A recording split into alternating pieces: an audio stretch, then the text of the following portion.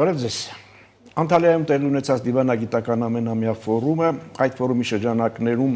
Հայաստանի, Ադրբեջանի եւ Վրաստանի արտգործնախարարների մասնակցությամբ տեղի ունեցած պանելային քննարկումը կարծես նոր թափ հաղորդեցին հայ-ադրբեջանական խաղաղության համաձայնագրի ստորագրման համար Ադրբեջանի կողմից առաջ քաշվող նախապայմանների մասին խոսակցություններին։ Դրան անդրադարձավ արտգործնախարարը եւ պանելային քննարկման ժամանակ եւ թուրքական հեռուստատեսությանը տված հարցազրույցում, դրան անդրադարձավ վարչապետը այսօր ազգային ժողովում եւ այլն։ Սրան զուգահեռ Մոսկվայից շարունակում են հնչել կոշտ հայտարարություններ Հայաստանի, ասպես ասած, մռայլ ապագայի վերաբերյալ, եթե Հայաստանը կընտրի զարգացման եվրոպական ուղին, կընտրի Եվրամիության անդամակցելու ճանապարհը, սրան էլ զուգահեռ Հայաստանում, մասնավորապես Երևանում որոշակի ակտիվություն են դրսևորում Արցախից բռնի տեղահանված եւ Հայաստան տեղափոխված մեր հայրենակիցները իրենց սոցիալական եւ ոչ միայն սոցիալական խնդիրներով։ Սա Ազատ զրույցն է Free News-ի եթերում, ես հիմա զրուցելու եմ գլոբալիզացիայի եւ տարածաշրջանային համագործակցության վերլուծական կենտրոնի ղեկավար Ստեփան Գրիգորյանի հետ։ Բարև ձեզ, պարոն Գրիգորյան։ Սկսենք Անտալիայից, գանք Հայաստան։ Պանելային քննարկման մասին գիտենք, այնտեղ հնչած հայտարարությունները, դրանից հետո էլ Հայաստանի արտգործնախարարը հեռուստատեսությանը տված հարցազրույցում հայտարարեց, որ երբեք այդքան մոտ չենք եղել խաղաղությանն ու կայունությանը։ Այսօր էլ ազգային ժողովում Հայաստանի վարչապետը հայտարարեց, որ պատերազմի որևէ հիմնավորում չկա, Հայաստանը եւ Ադրբեջանը ճանաչել են միմյանց տարածքային ամբողջականությունը, ինքնիշխանությունը, միջազգայինորեն ճանաչված սահմանների անխախտելիությունը, ուժի եւ ուժի սպառնալիքի կիրառման անթույլատրելիությունը, Հայաստանի եւ Ադրբեջանի ժողովուրդները արժանի են խաղաղության եւ խաղաղ համակեցության, պատերազմ չի լինելու է խաղաղություն։ Ձեր կարծիքով որքանով ենք մենք մոտ եւ որքանով ենք հեռու խաղաղությունից, մի կողմից ունենալով հայ-ադրբեջանական համաձայնեցված համաձայնագիր, մյուս կողմից ունենալով դա չստորագրված չլինելու իրողություն եւ ադրբեջանական նախապայմաններ։ Բարև ձեզ, շնորհակալություն հրավերի համար։ Նախ ուզում եմ ասել Նիկոլ Փաշինյանի այսօրվա ելույթը ազգային ժողովում, Արարատ Միրզոյանի ելույթը Անտալիայում, այդ մեծ ֆորումում, որը ամեն տարի անցկացվում է Թուրքիայում,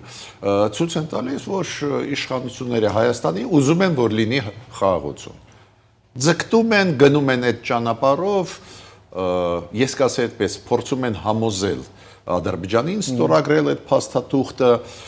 ցանկությունը լավն է,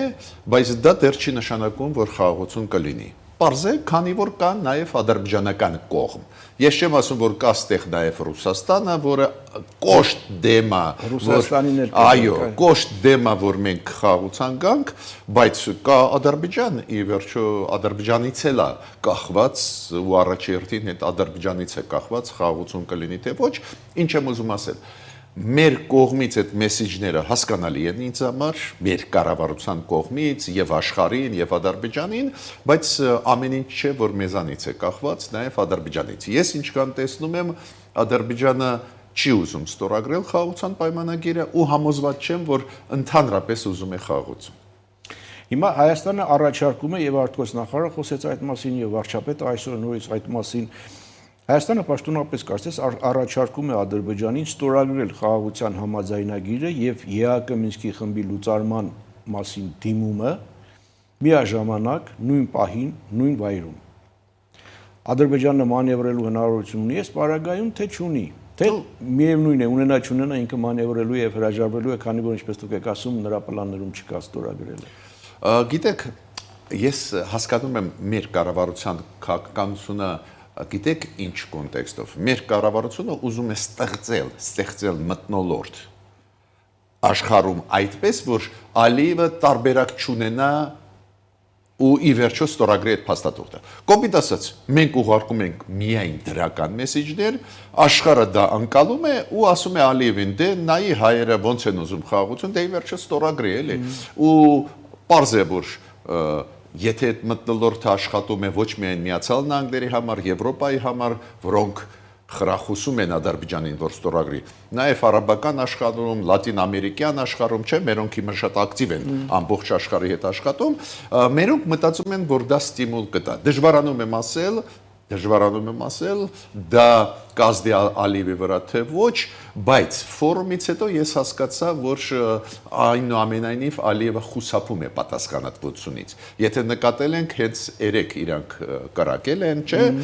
մի բանա կրակել օդ, մի բանա թիրախային կրակոց։ Իրանք ցույց տվեցին, որ դժգոհ են, օրինակ Արարատ Միրզոյանի ելույթից Անտալիայում։ Նայեք,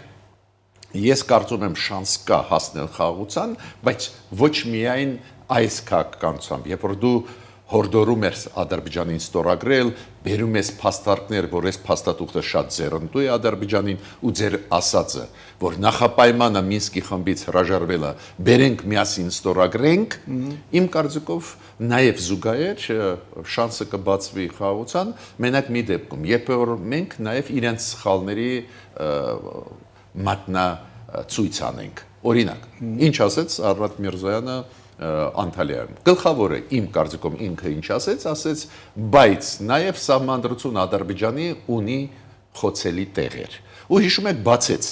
ասեց հղում կա 1918 թվի սահմանադրությանը, որտեղ որ 60%-ը Հայաստանի վիճարկվում է Ադրբեջանի կողմից, ուրեմն դուք էլ պետք է փոխեք ձեր սահմանադրությունը։ Ես կարծում եմ շանս կբացվի, եթե մենք այս ձևի ճանապարհով գնանք։ Մի կողմից չփոխենք մեր կարծիքը ստորագրելու փաստաթուղթը, այդ ողջունում եմ այդ կառավարության գիծը, բայց գումարենք նաև աշխարհին ասել, շատ կարևոր բաղադրիչ, ասել, որ Ադրբեջանը մենակ հրապարակայինորեն ձեզ ասում է իբր խաղաղություն ուզում է, բայց խուսափում է պատասխանատվությունից ու անում է սխալներ։ Օրինակ, այդ կրակոցների մասին ես մտածում եմ, որ մեր հասարակությունը ապակոնորոշված է, մտածում է, որ այդ կրակոցը Ադրբեջանի աշխարհի կողմից ֆիքսված է, որ իրանց կրակոցներ։ Այդպես չի, աշխարհը չգիտի ինչ է կատարվել։ Դա է պատճառը, որ Ադրբեջանը նաև դրա ստերը, ռոպագանդան աշխատում է։ Այնտեղ դիտորդներ ունենք, բան ունենք։ Դա նու դիտորդները կասեն, ի վերջո կբացայտվի, ակնհայտ է դա, բայց այս փուլում մի քիչ անորոշ է։ Այդպես չի էլի, որ ամբողջ աշխարհը գիտի, որ հայերը ուզում են ստորագրել, այս վատ Ալիևը չի ուզում։ Ալիևը իր գլխավոր ասածը ասում է։ Օրինակ դուք նկատեցիք ելույթը Բայրամովի ու էլի պատվիրակություն կար հատուկ հանձնարարականով դեսպան Ալիևի ելույթ ունեցել այլ պանելներում Ալիևը այնտեղ ոչ մի ելույթում ադրբեջանցիների 4, 5, 6 ելույթ ունեցավ նաև այդ թվում Ալիևը ոչ մեկում չկար սպառնալիք Հայաստանի նկատմամբ տեսեք ոնց է աշխատում Ալիևը երբ որ ինքը դուրս է գալիս տարածաշրջանից միայն խաղաղության մասին Ալիևն էլ ասեց հարց չկա եթե նայեք Նիկոլ Փաշինյանի ելույթը Ալիևը ինքն էլ ասում է հարց չկա մենք ասում են այո բայց այո ինչ եմ ուզում ասել բայց դու պետք է բացահայտես այդ խորամանկ քայլերը Ալիևի այդ դեպքում կբացվի շանս ուրեմն մեր կառավարության գիծը գնալ դեպի խաղաղություն միանշանակ ես կիսում եմ բայց պետք է գումարես նաև բացահայտելը խորամանկության քայլերի Ալիևի մասնավորապես սահմանադրության մասով եթե իրենք ասում են ձեր սահմանադրությունը մենք էլ պիտի ասենք ձեր սահմանադրությունը նո ասեց Արարատ Միրզոյանը բայց պետք է ասեք բոլոր հարթակները ԵԱԿ Մինսկի խմբի առումով եթե ասում են լուծարենք այո լուծարենք ստորագրելու պահին նույն միաժամանակ գրենք օրինակ ես ունեմ վերապահում կապված Մինսկի խմբի լուծարումից ես դրա կողմնակիցը չեմ բայց կառավարության տրամաբանությունը հասկանում եմ ստիմուլ տալ Ադրբեջանին որ ստորագրի խաղաղության պայմանագիրը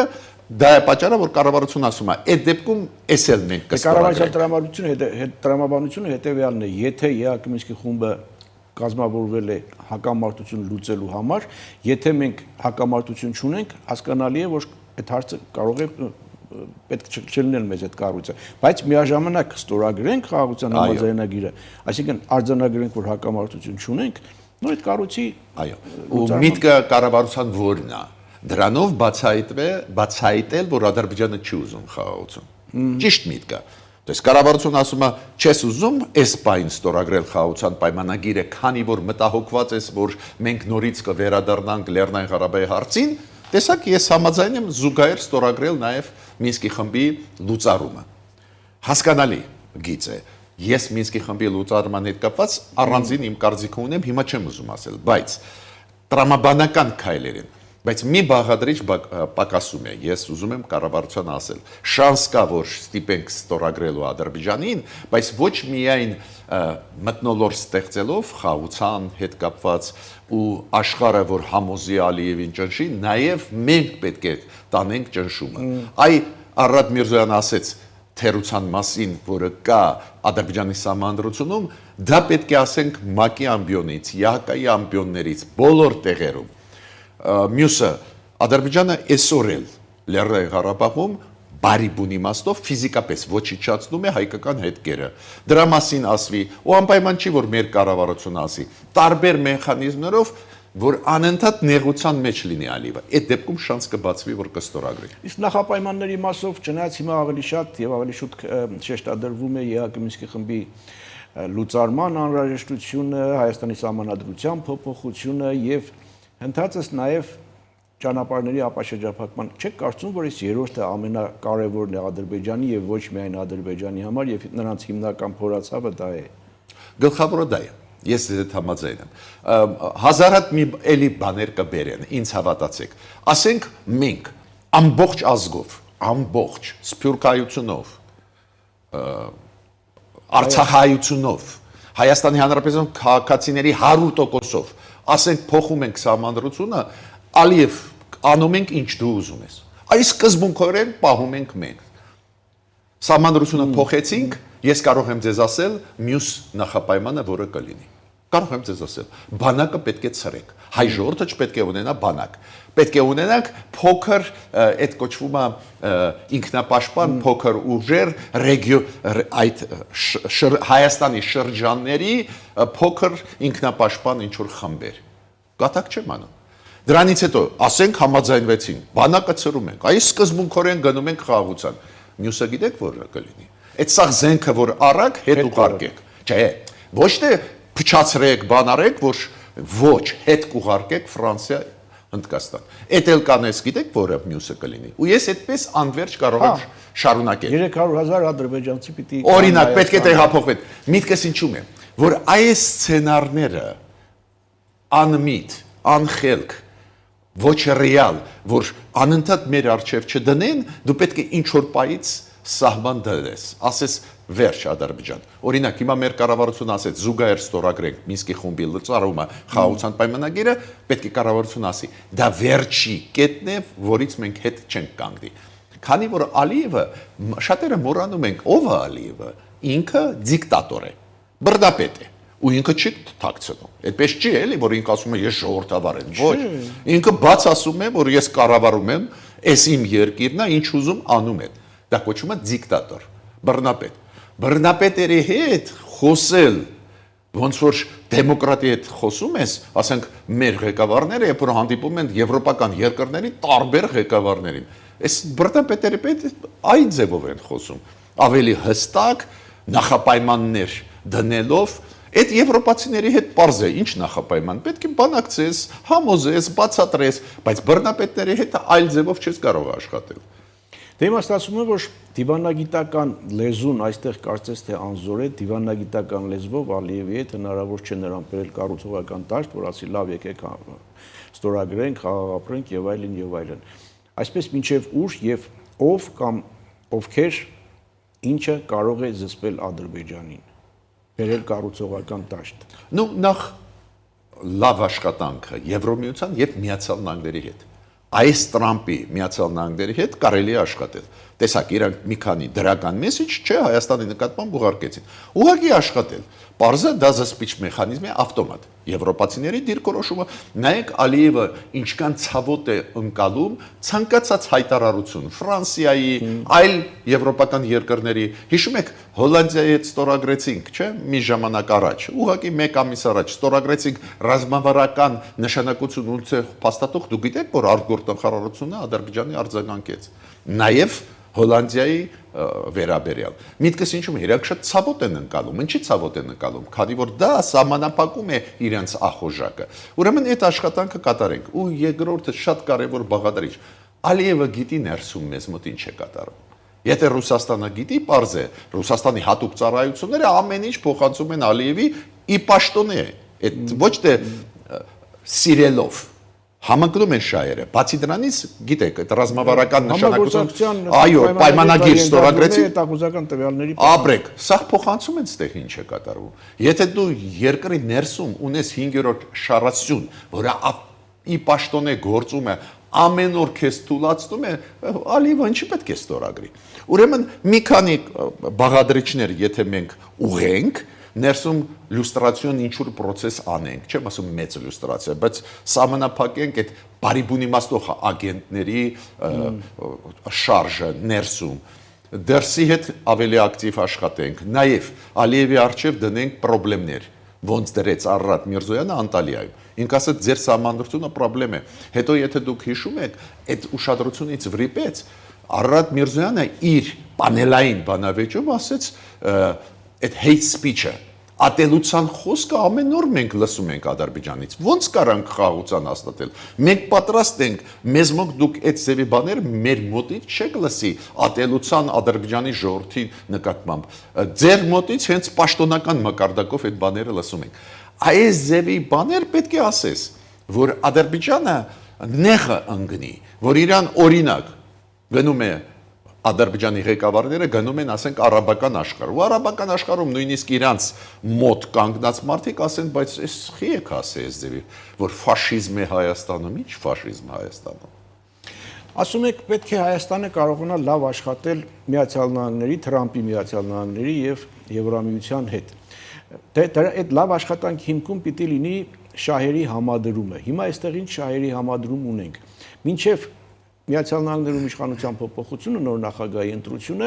կար այդ Միացյալ Նահանգների նախկին վարչակազմի կողմից շատ կարևորվող միջին միջանցքի կարևորությունը որպես ռազմավարական նպատակ։ Հիմա նոր վարչակազմը մինչև այսօր դրա մասին կարծես թե չի խոսել։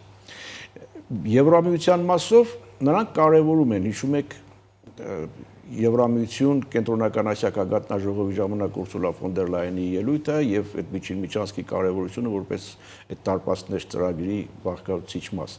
Բայց Եվրոպայի այդ Ալիևը կարծես թե առանձնապես բան չունի, հա, այսպես զսպվելու։ Միացյալ Նահանգները այդ մասին չի խոսում։ Նայեք, դուք շատ լավ հիշեցրեցիք։ Ինչ վատ բան ասեց Ուրսուլա ֆոն դեր Լայենը, կառավարության ղեկավար, Եվրոհանձնաժողովի ղեկավար, դա Եվրոմիության կառավարության ղեկավար։ Ինքը ինչ ասեց։ Եթե Հայաստանը Ադրբեջանի հետ ճանապարհները բացեն, Թուրքիան բացի սահմանը, ուրեմն մենք ավելի հեշտ Եվրոպայից կգնանք կենտրոնական Ասիա, դա իօքուտ եւ Թուրքիայի եւ Հայաստանի եւ Ադրբեջանի։ Ինչ վատ բան։ Բայց դու գիտեք պատասխանը ով տվեց։ Անձամբ Ալիևը։ Դու ով ես, որ մեր գործերի մեջ Հարավային Կովկասի միջամտում ես։ Դրա համար եմ ասում, որ Եվրամիությանը Ալիևը առանձնապես շատ այսպես բանի տեղ։ Այո, բայց այնուամենայնիվ վախում է։ Ֆրանսիայի արտգործնախարարի երեկվա ասածին արձագանքեց սպառնալիքներով հենց արտգործնախարարությունը։ Ուրեմն այս արձագանքները ցույց են տալիս, որ վախում են Եվրոպայից, Եվրոպայի ազդեցության։ Բայց դա չի զսպի Ալիևին կամ ամբողջությամբ չի զսպի։ Այո, Միացյալ Նահանգներին մենք պետք է միացնենք։ Ոստեղ դուք շատ ճիշտ եք ասում։ Բայդենի Միացյալ Նահանգները բացի այդ միջանցքից, ճանապարհներից Սյունիքով, ճիշտը օգտագործել Սյունիքի ճանապարհներ, բայց բացի դրանից Բայդենի Ամերիկան հարգում էր մեր ժողովրդավարության աստիճանը, չէ՞, որ մենք ունենք, Եվրոպան են։ Հիմա Տրամփի համար դա գլխավորը չի, բայց այս ճանապարհների արժեքը մենք պետք է բացատրենք Տրամփին։ Ի վերջո Հայաստանը ունի այդ հազվագյուտ մետաղներ, չէ՞, այդ մեծ գաղտնիք չի ու կան մետաղներ, որոնք զգալի տոկոսը աշխարհի այդ մետաղներից հենց Հայաստանում է, ընդերքի հետ կապված։ Ինչի չենք առաջարկում համագործակցություն։ Ինչի չենք առաջարկում Միացյալ Նահանգներին, որ իր ձեռքին պահի այդ անցումը ճանապարհը, որը մենք պլանավորում ենք տանք, որ Նախիջևանից մտնեն Ադրբեջան։ Ի վերջո Ալիևը կարող է ասել չեմ հավատում հայ սահմանապաներին, չեմ ուզում որ ուղակի շփում լինի։ Հայաստանը առաջարկեց նույնիսկ ժամանակակից տեխնոլոգիաներ օգտագործել, էլեկտրոնային տարբերակով այդ աշխատանքները, որպեսզի ֆիզիկական բան կոնտակտ չլինի եւ արագ անցնում, ու էլի կարծես թե ինչի հրաժարվում են, քանի որ ուզում են տիրել այդ ճանապարհները։ Ռուսաստանը եւ Ադրբեջանը։ Հիմա թող առաջարկեն մերոնք ամերիկացիներին, որ մենք տալիս ենք ձեզ իրավունքը վերահսկել այդ ճանապարհը։ Մենք ընդհանրապես չենք լինի։ Ձեր հատուկ ինստիտուտները, որոնք կան, թող գան նստեն այդ ճանապարհի վրա, ստուգեն Ադրբեջանի բեռները, մտնող դուրս եկող մտնող Նախիջևանից Հայաստան, հետո դուրս եկող դեպի Ադրբեջան։ Միտքս ինչու՞մ է։ Իմ կարծիքով այս ձևի նախաձեռնությունները հետագարկրությունը Ամերիկայի մեր նկատմամբ կուժեղացնեն, նաև ընդերքի հետ կապված, նաև հազվագյուտ մետաղների հետ կապված։ Թող իրանք գան ու ստեղ աշխատեն։ Քանի որ Տրամպը գործունյա մարդ է, այս ձևի բաներին ինքը կարձագանքի։ Եթե մենք խոսենք ժողովրդավարության կարևորության համար, ինքը կլսի կասի, հա, հասկացանք ու կգնա առաջ։ Այլ կախված է թե Թրամփ-Պուտին երկխոսությունը ինչպես կայանա վերջում ինչ ընդհանուր հայտարարի կգան, ինչ եզրահանգման կգան, ինչ պայմանավորվածության կգան, բայց մինչ այդ տպավորություն չունեք, որ Ռուսաստանը եւ Ադրբեջանը կարծես նույն տրամաբանությամբ եւ նույն մեթոդներով են աշխատում, նույն մեթոդաբանությամբ։ Ասենք այնտեղ ինչքան Ռուսաստանը ճնշում է գործադրում Ուկրաինայի վրա, այստեղ Ալիևը փորձում է կրակոցներով, նախապայմաններով, ես ինչ գիտեմ ինչով ուժեղացնել ճնշումը Հայաստանի վրա։ Փոքր դատարից հետո շարունակենք, կվերադառնանք վարքյաններ անց։ Հիշեցնեմ, սա ազատ զրույցն է Free News-ի եթերում, ես զրուցում եմ գլոբալիզացիայի եւ տարածաշրջանային համագործակցության վերլուծական կենտրոնի ղեկավար Ստեփան Գրիգորյանի հետ։ Մենք հասանք Ռուսաստանի եւ Ադրբեջանի տրամաբանությունների, չգիտեմ, մեթոդաբանությունների նմանությանը։ Շատ ճիշտ եք, պարզա Ռուսաստանը ու Ադրբեջանը դաշնակից են, իսկական դաշնակից, ոչ թե ֆորմալ Հայաստան, Ռուսաստան բնական եւ իրոք կյանքը ցույց է տալիս, որ դաշնակից են։ Նայեք, ինչ է ասում Ռուսաստանը Զելենսկու ադմինիստրացիայի մասին։ Ինքը ասում է ֆաշիստներ են։ Ինչ է ասում Ալիևը մեր իշխանության մասին։ Սրանք ֆաշիստներ են։ Կամ Հայաստանում ֆաշիստական ռեժիմ է ձևավորվել։ Նույնիսկ ռետորաբանությունը շատ նման է։ Նայեք Ռուսաստանը ինչ է ասում Ուկրաինայի դեպքում։ Ասում է մենք ուզում ենք խաղաղություն, հետո իրար հետևից նախապայման դնում է։ Ռուսաստանը ասում է բանակ պետք է կրճատեք։ Մի միլիոնանոց, կես միլիոնանոց բանակ Ուկրաինա իրավունք չունի։ Ռուսաստանի առաջարկը կարող եմ ձեզ ասել 15000-անոց բանակ։ Այս 40 միլիոնանոց ազգին ասում է ՆԱՏՕ չպետք է գնաք։ Ինչ է ասում Ալիևը, ասում է պետք է դիտորդներին Եվրոպայի դուրս բերեք։ Տեսակ նույնատիպ մտքեր։ Ալիևը ասում է ստեղ Եվրոպան, Ամերիկան չպետք է մտնեն, մենակ տարածաշրջանային խաղացողներ։ Նույնը ասում է Պուտինը։ Ուրեմն ստեղ եւ նմանատիպ հրետորաբանություն է եւ ամեն ինչ համաձայնեցնում են։ Սովորացնում է Պուտինը Ալիևին ոնց պետք է նախապայմաններ իրար հետևից պահանջի չստորագրի։ Նայեք ոնց է նույնիսկ խափում Տրամպի։ Տրամպը ուրախացավ, չէ, երբ որ Պուտինը ասեց, ես խաղաղության ուզում եմ գնալ։ Բայց հետո սկսեցին բանակցել, Պուտինը ասեց, սպասի, մենք դիվանագիտական վատ հարաբերություններ ունենք։ Սպասի Տրամպ, բայց ոնց ես կարամ գնալ խաղաղության, եթե զորքը Ուկրաինայի կես միլիոնանոց է։ Միտքս ինչու՞մ է։ Անընդհատ միջև խաղաղության հասնելը նախապայմաններ են դնում։ Ինչ է Ալիևը անում, ինչ է Ալիևը ասում։ Նույնատիպ բաներ, ասում է սահմանադրություն պետք է փոխեք, իդեպ ասեմ ձեզ չմոռանամ ձեզ ասել, Պուտինը պահանջում է, որ ուկրաինացիք ընտրություններ կատարեն, նոր ընտրություններ, այդ նույնը ասում է Ալիևը, ինքը ասում է սահմանադրությունը պետք է փոխեք։ Սահմանադրությունը եթե փոխում ես, գիտեք, ավտոմատ պետք է նոր ընտրություն անցկացնես։ Ինչ եմ ուզում ասել։ Բռնապետությունները շատ նմանատիպ քայլեր են անում, ստեղել Ռուսաստան Ադրբեջանի հետ ամեն ինչ համաձայնեցնում են, ուրեմն պետք է հետևենք, պետք է հասկանանք դա։ Նախկինում նախորդ վարչակազմի ժամանակ այդ գիծը հստակ էր, հա, բռնապետությունների եւ ժողովրդավարությունների եւ ժողովրդավարությունները պաշտպանում էին ժողովրդավարություններին բռնապետություններից։ Հիմա Թրամփի գալով այս ամեն ինչը կարծես մի տեսակ լղոզված իրավիճակ է ստեղ։ Համաձայն եմ, բավական խառնաշփոթ իրավիճակ է, քանի որ Տրամփի համար ժողովրդավարությունը գլխավորը չի։ Դուք գիտեք, ինքը ասում է կոնկրետ շահ,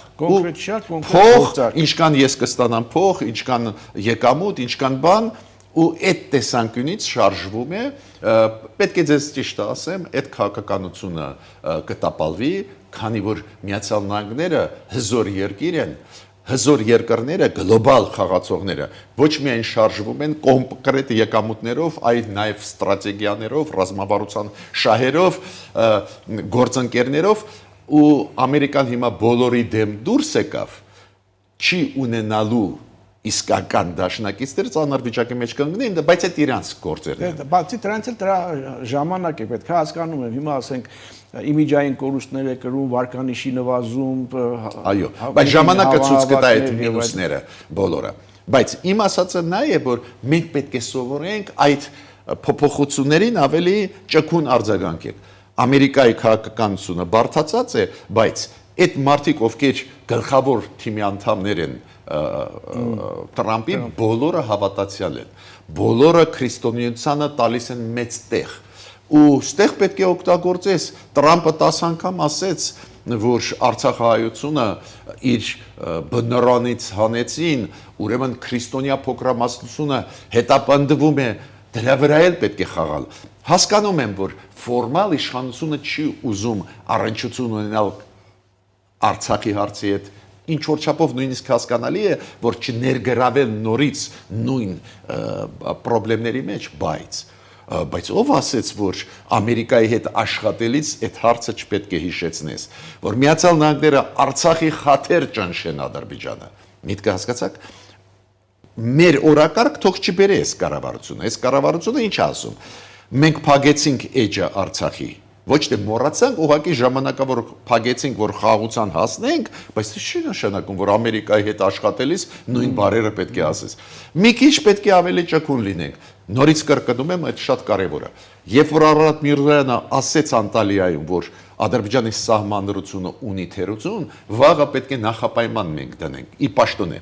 համաձայնենք մեր սահմանադրությունը փոխել, եթե միաժամանակ դուք ձերը կփոխեք։ Միտքը հասկացաք, այս ձևի քայլերով շանս կլինի խաղաղության հասնել։ Քանի որ Արցախահայերի թեման շոշափեցիք, հիմա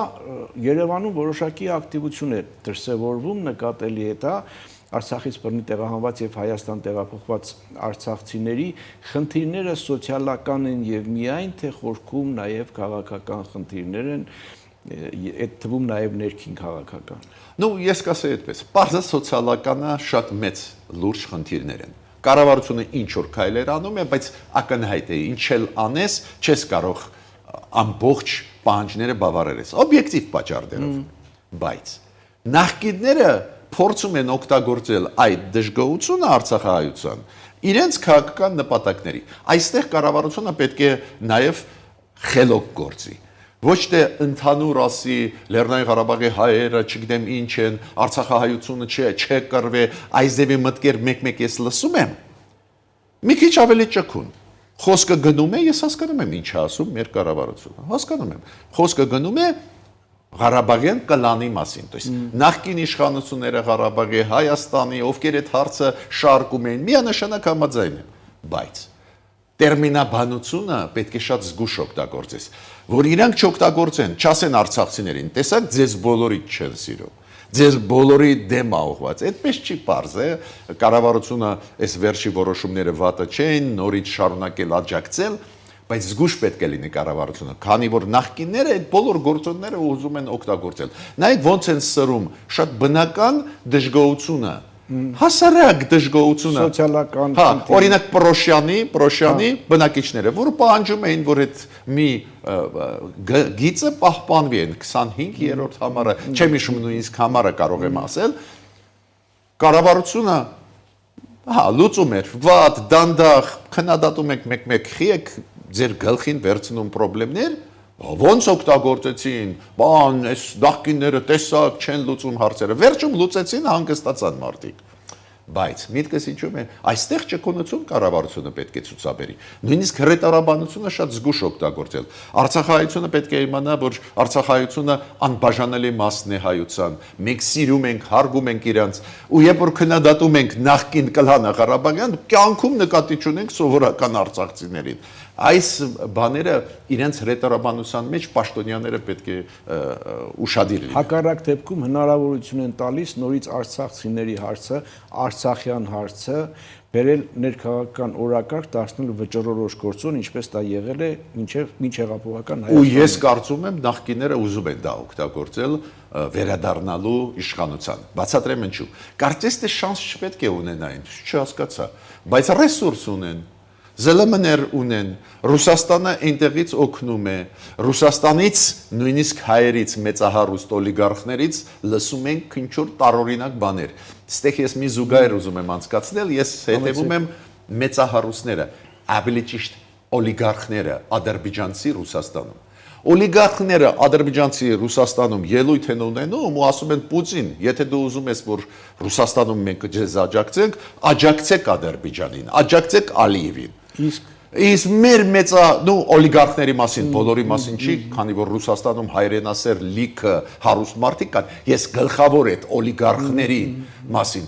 Իրենք Պուտինին ասում են, հա, պետք է պատժել Հայաստանը։ Չէ, այդ կատաստրոֆա է։ Այդ ու շարունակում են թե եթե Հայաստանը Եվրամիություն եւ այո, վատ կլինի։ Ուրեմն Ադրբեջանը աշխատում է Իսրայելի հետ, Պակիստանի հետ, աշխատում է Թուրքիայի հետ, դա պարզ է վնաս է նաև Ռուսաստանին։ Օլիգարխը ադրբեջանցին Մոսկվայում չի ասում Ալիև դու սխալ ես անում, պետք է Ռուսաստանի կցած լինի։ Ոչ, ինքը ասում է Պուտինին նայի, եթե չօգնես, վատ կլինի քեզ։ Հայ օլիգարխը ասում է, չէ, Հայաստան դու պետք է կցված լինես, ու Ռուսաստանը այո, պետք է հանձնի հայ ժողովրդի հողերը, պետք է հանձնի Ադրբեջանին ու Թուրքիային։ Դա է։ Հիմա համոզված եմ, լսում են, ասում են, ինչ ասում, մենք չենք ասում, Ղարաբաղի պատմությունը ցույց տվեց։ Եթե դու կցած ես Ռուսաստանին, Ռուսաստանը քո տարածքները հանձնում է։ Ուրեմն դու պետք է համեմատ անկախ լինես։ Այս է տարբերությունը ու ցավով պետք է ասեմ, որ մասամբ ստացվում է ապակողորոշել մեր հասարակությունը, բայց մասամբ։ Շնորհակալ եմ զրույցի համար, հետևենք իրադարձությունների զարգացումներին, սա Ազատ զրույցներ Free News-ի եթերում ես զրուցում էի գլոբալիզացիայի եւ տարածաշրջանային համագործակցության վերլուծական կենտրոնի ղեկավար Ստեփան Գրիգորյանի հետ, կհանդիպենք։